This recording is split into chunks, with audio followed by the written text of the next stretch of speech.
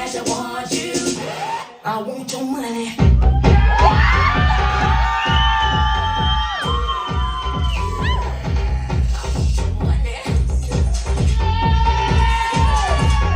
Dirty cash, I want you. Dirty cash, I need you.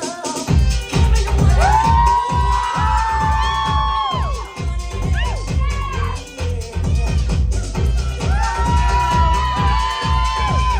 Dirty cash, I want you. Dirty cash, I need you.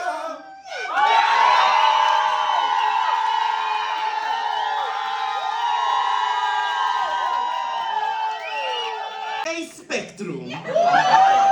I hear Spectrum in your name, but only Spectrum I see is from fabulous to tragic, and you're definitely on the wrong end. You look like you're dressed by someone who hates you. Your makeup skills remind me of children finger painting. Messy, clashing colors, and everyone pretends to like it, not to hurt feelings. From children's finger paintings to children's nightmares, we have the slay. Your name says you slay, but the only thing you're slaying is audience will to live. And those flat shoes on the stage, the elderly wear high heels to the colonoscopies. And those oatmeal eyebrows with the crooked lace front. My cat coughed up the better looking hairball this morning. Did it hurt when you fell from the bottom of the barrel tier? You just didn't scrape the bottom, you dug the basement underneath it. And then you trip over your meaty tack, junky ass bitch. Is that when you fucked up your face too? In my village, back home, we would use your face to scare away the evil spirits. Speaking of scary things, camel toe. Your name joke about camel toe, which is perfect because your feet are size of camels. What a noise! And you're singing, in my village back home, we make same sound to scare away the wild animals. Now, I'm not gynecologist, but I know a cunt when I see one. And darling, you're not it. You're more like an infected high nail, small, irritating, and nobody wants to look at it. Your jail tails are like nuclear disaster, dangerous to approach, permanently damaged, and responsible for countless birth defects. And trust me, they're less toxic than your personality. Sorry, but what is this one name? This one here. Such a complicated name for such a simple queen.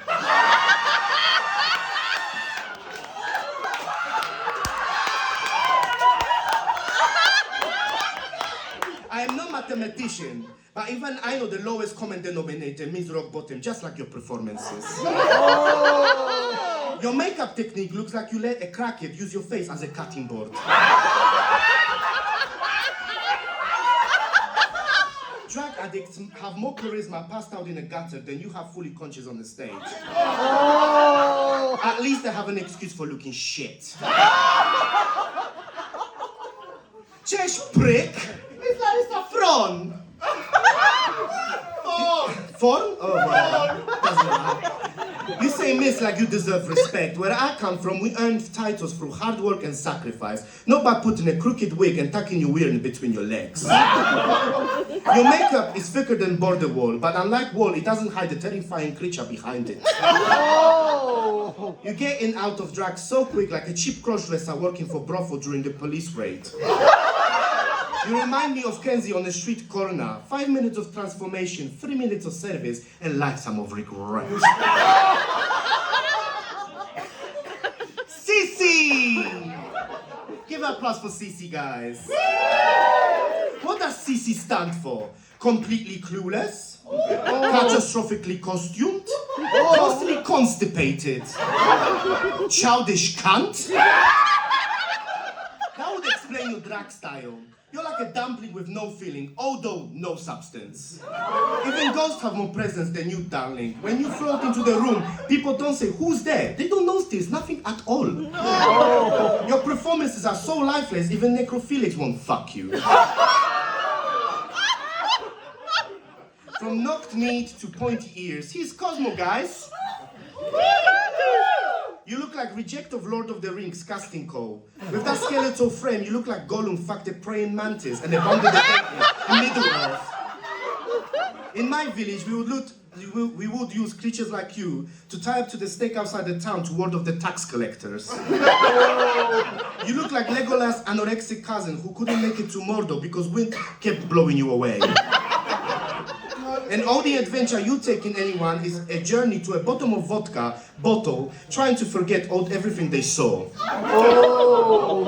Now, from Middle-earth as disasters to family disappointments, let's talk about my own drag sister, Sweet Earthquake. Oh, sorry. I mean, Estella Stefella! Yes, we share the same drag blood, but thankfully not the same dress size. It's like a pretty child and ugly child have the same parents. Everyone asks who got adopted. Estella Kochanie. She's meant to be on Drag Race until production changed their mind. Apparently, RuPaul couldn't afford the structural reinforcement needed for the runway. When she walks, the whole fucking building shakes, I'm telling you that. Estella has multiple chins. Her neck looks like a stack of pancakes that have been left in the rain. Every time she does a split, those chins come louder than the audience. I beat Estella in a lip sync assassin competition last month. The only thing she assassinates is the floorboards when she lands into the splits. Which reminds me, how are your knees, Kochanie? It sounds like Rice Krispies when you walk. Snap, crackle, and pop! And those lips, so big. When you enter the room, they've entered the room 5 minutes before you, darling. When you kiss someone, it's like waterboarding. Did you mean to match them prolapsed asshole too, Kochanie? And here we have Jidora Moore. I'm sorry. I'm sorry. Scarlet Vigilante, guys. You know, vigilante means someone who takes justice into their own hands. But Scarlett what she takes into her hands is free drinks from desperate men with low standards and as many cooks as she can. Sky's idea of versatility is alternating which hand she scratches her balls to make people smell them.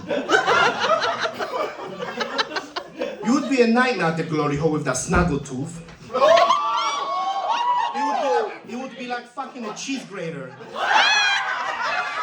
Back home we use teeth like yours to open bottles and scare away the wolves. And now for the main course. Kenzie! You know, where I come from, Kenzie has many meanings. It means one who could not dance. Person with face like a dropped pie. Queen of padding disasters. Walking sexually transmitted infection.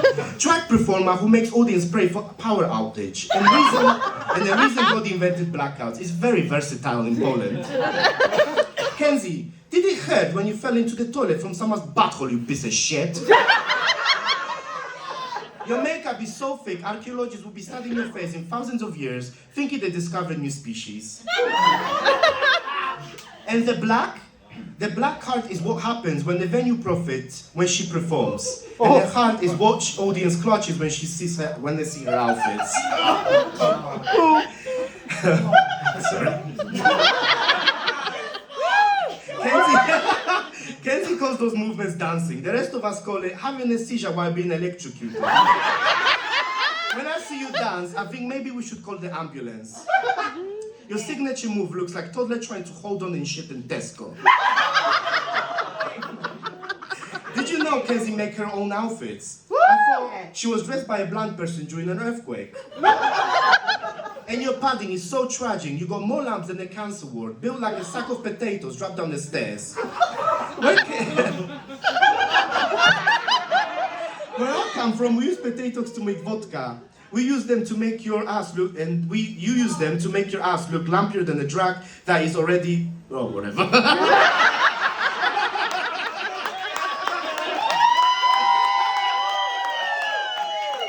Right, and those neon green outfits, you know, fabric is not that bright until you put it on. Your toxic hand radiates, that makes them glow. And your gaga lip syncs are so bad, deaf people cover their eyes when you perform. Kenzie, I almost forgot. I actually got a letter from Lady Gaga herself. Can you come and read it for me, please? Because it's just... Amazing, honestly. Open this letter.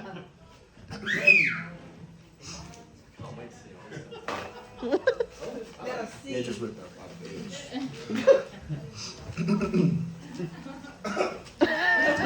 Thank you for making this very awkward. Cunt. No. Oh my God, that was for Estela Sefela. I'm so sorry. 1 second, darling. That's actually the letter from Lady Gaga herself. Sorry.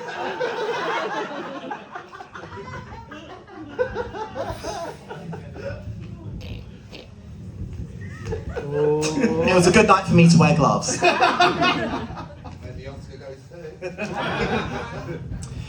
Dear Kenzie, I was so pleased to come across your attempts to impersonate me on stage. You have been so inspiring for me. It's because of you that I will be releasing a special alternative version of Born This Way titled Born Wrong. Please know that every time you perform in green, a piece of my soul dies. You are far too monstrous to be a monster. Stop performing, not just for me, for humanity. Please see enclosed cease and desist letter from my lawyers. Fuck you, Lady Gaga.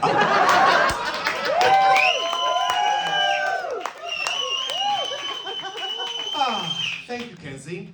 I look around the room tonight and I think, this is not what I left my country for. I don't remember family, freedom, and a chance to see a bunch of messy queens fall on their asses and call it art. I'm Barbara the Barber and I enjoyed cutting these bitches tonight. Thank you for letting me make fun of you. My husband would beat me if I heard me talk like this. I'm sorry, but you know. Now, Sama gave Kenzie a drink before her face freezes like that. Get me a vodka. I need to wash my eyes after seeing these dziwki. Dziękuję, thank you, kocham was wszystkich, I love you all, and even Kenzie. Thank you.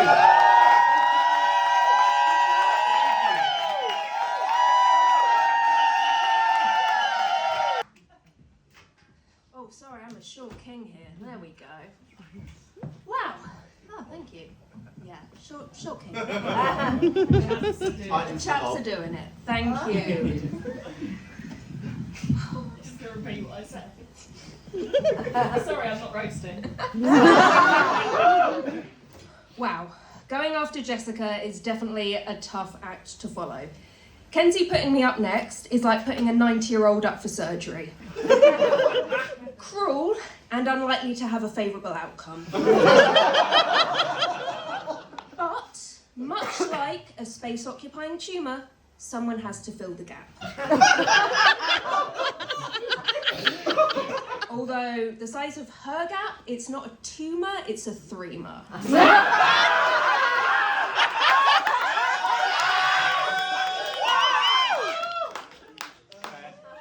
In my day job, I work in a hospital. As you can see, this is not my work outfit. I would definitely be done by infection prevention.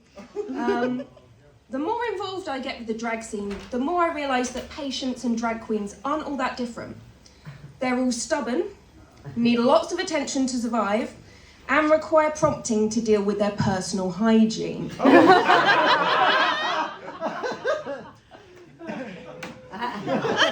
I'm used to being surrounded by bodily fluids all day, but even that doesn't prepare me for when Scarlett pulls out her tights backstage.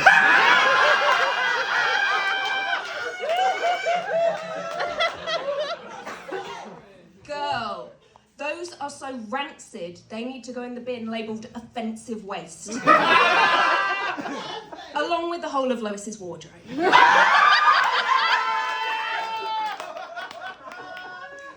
When Scarlett performs, her pussy is on fire. Sweetie, that's gonorrhea.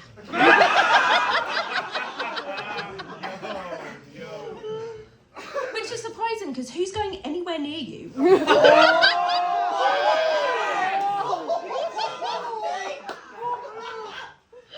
I can actually picture a lot of these queens on different wards in the hospital. Larissa would be on care of the elderly. Not just because she's old, but because if she falls, she's definitely going to break her hip. Kenzie would be on the respiratory ward because it takes minimal exertion for her to get short of breath. And Estella would be under gastroenterology because she's full of shit.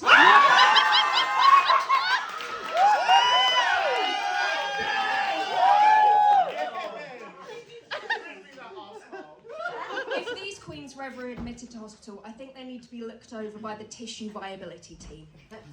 Barbara has a moisture lesion from her swampy arse. And Kenzie has a necrotic pressure ulcer from prolonged period sitting on Jake's face.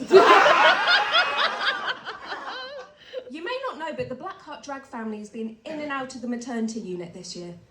Deonsley has been birthing drag children left, right and centre. She just can't keep her legs shut, she's essentially in splits at all times. I guess that makes Kenzie a drag grandmother now. Careful, next thing you know, we'll be bumping you up for a bigger bit of the inheritance. Although, let's be honest, who wants to inherit scurvy? On to someone who is humble and able to keep their legs shut. Me. My day job is as a speech and language therapist. I know what you're thinking. I would have my work cut out getting these queens to speak properly. Ooh. I'm sorry, Barbara, but you are a lost cause. I would describe your language skills as terminal. I spend my day looking after patients that have had brain injuries.